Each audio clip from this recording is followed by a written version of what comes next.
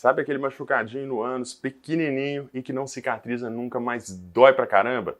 Gente, isso é a fissura anal e é o tema de hoje do Proctologia Sem Tabu.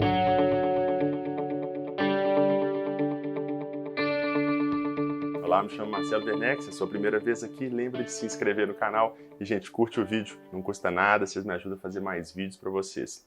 Gente, recentemente uma paciente me pediu para fazer um vídeo chamando assim, aquele machucadinho, mas ai como dói. É impressionante, né, gente? A fissura anal, muitas vezes o paciente chega no consultório e fala assim, doutor, parece que tem uma ferida enorme no meu ânus. Ou me pergunta depois do exame, né, doutor, a fissura é muito grande? Gente, a fissura anal, em geral, ela não é grande. Ela até pode ser naquelas fissuras atípicas. Mas, em geral, a fissura anal é um machucadinho bem pequenininho na borda do ânus, ali na transição entre a parte interna e externa. É um machucadinho pequeno, mas ele dói demais.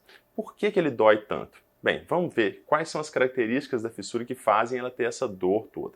Primeiramente, a gente tem que pensar que a fissura anal é o quê? Um corte.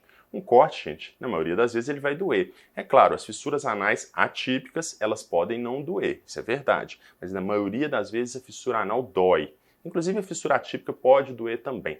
Mas muitas vezes a fissura que dói é aquela fissura crônica, aquela fissura que já machucou muitas vezes. Então tem um machucado ali no ânus, quando as fezes passam, esse machucado rasga, abre e dói. Só que a dor da fissura não é só por isso. Como eu falei, é um lugar que já machucou muitas vezes e tem algumas alterações inflamatórias. Aquele tecido já não é aquele tecido que machucou uma vez só. Ele já é um tecido que machucou muitas vezes e ele tem inflamação. Então, uma das características de inflamação, isso no corpo todo, o que é? Inchaço, vermelhidão, calor e dor. A dor pode ser constante ou pode ser aquela dor só quando a gente encosta. Então, no caso da fissura, tem a inflamação e isso faz com que ela doa muito. Mesmo sendo muito pequena, ela pode doer por isso. Então, nós já vimos duas causas de dor. Primeiro, porque rasga e segundo, porque o tecido está inflamado.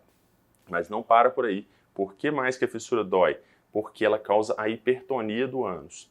Hipertonia, gente, é uma contração muscular muito intensa.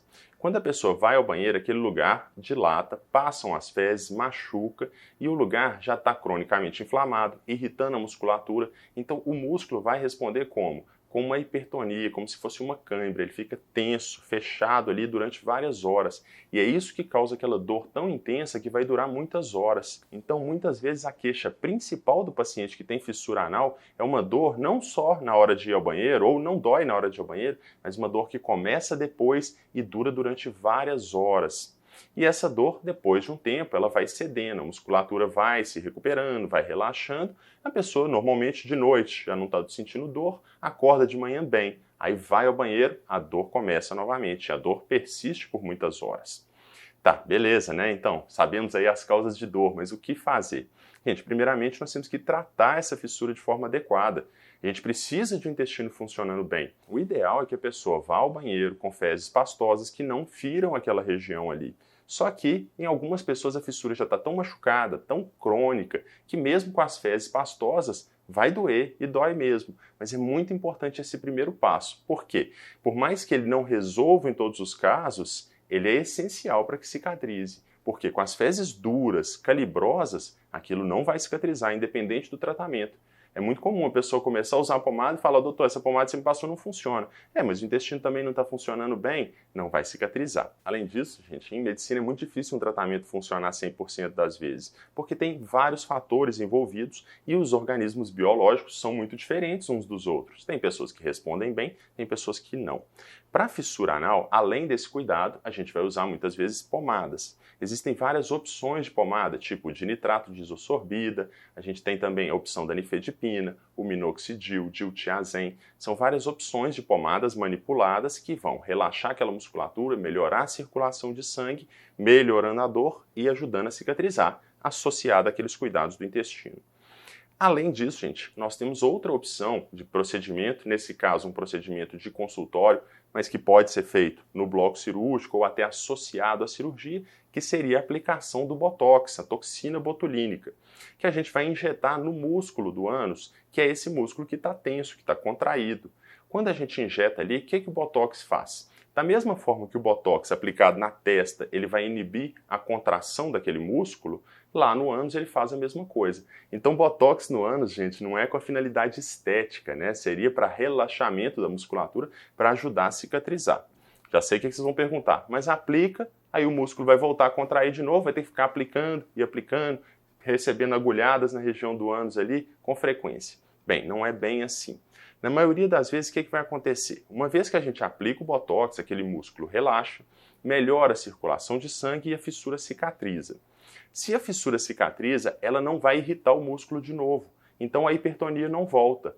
O Botox, na maioria das vezes, não é um procedimento que a gente vai fazer e fazer e fazer. Até pode ser o caso de repetir a dose, mas, em geral, com a boa resposta, aquela região cicatriza e a hipertonia não volta, então não teria necessidade de aplicar de novo. Então nós já vimos aí de opções de tratamento. Primeiro, regular o intestino.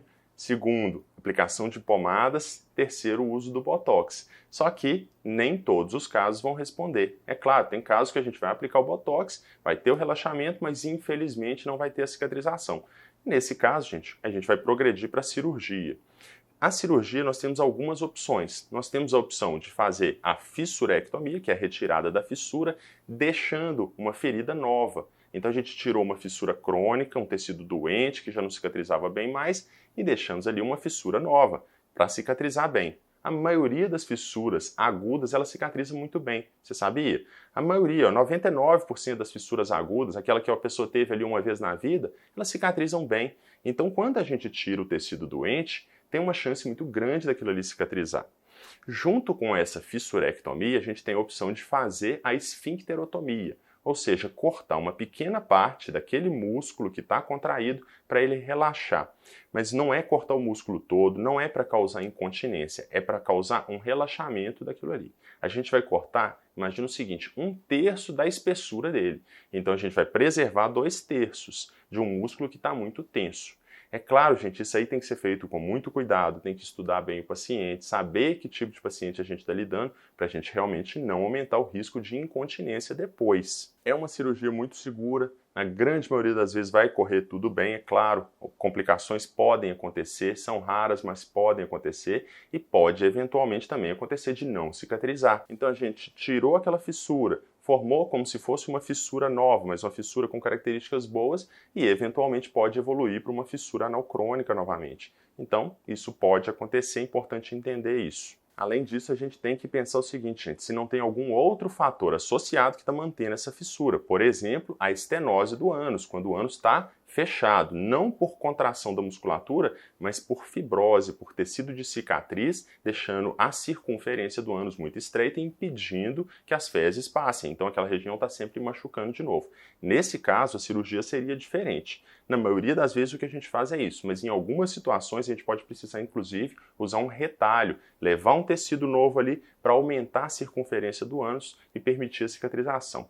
Além disso, o retalho ele tem uma circulação de sangue melhor, a gente está levando um tecido saudável ali para ajudar isso aí a cicatrizar. Então, no caso daquelas fissuras recidivadas, a gente poderia fazer isso.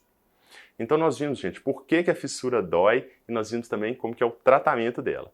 Para saber mais sobre isso, acesse meu site, lá toda semana eu posto conteúdo, textos atualizados sobre saúde intestinal e problemas como esse de fissura, hemorroidas, entre outros. E se inscreve no canal, ajuda a compartilhar, manda para quem sabe que está sofrendo com isso. Me segue também lá no Instagram, tá? Toda semana tem lá, às vezes eu posto conteúdo interativo, caixinha de perguntas, então participa comigo. Um grande abraço e vejo vocês na próxima.